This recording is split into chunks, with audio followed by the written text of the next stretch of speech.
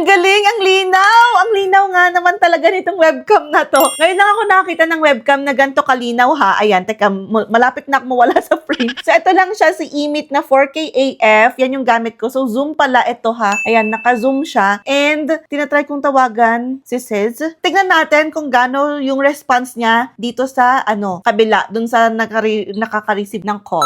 So, ayan yung sa camera ko ha. And, ito naman yung dun sa receiving. Ayan gumagalaw ako. Ang linaw pa rin niya, guys. Malinaw na malinaw. 'Di ba?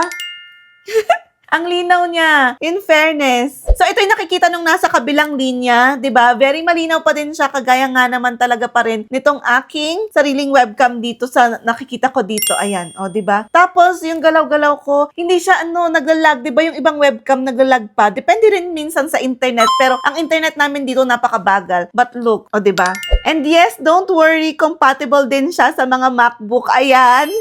Na-read ng aking Mac ang ating Emit. So, super compatible siya. So, wag kayong mag-alala. Very malinaw din siya. Teka, paliwanagan natin para makita ninyong malinaw. And look how linaw pa rin talaga niya. Malinaw din siya dito sa MacBook. Ganyan yung kanyang quality. And ang nice. It's super nice. So, perfect na perfect talaga to para sa mga nag-work from home o kaya naman kapag nag-live stream kayo, ganyan, nag-streaming. Ang ganda ng camera niya. In fairness dito kay Emit. Ayan, kay Emit lang yan. Kaya naman, if you want this, alam mo na, ilalagay ko na lang sa yellow basket or sa comment section kung saan makakabili nito.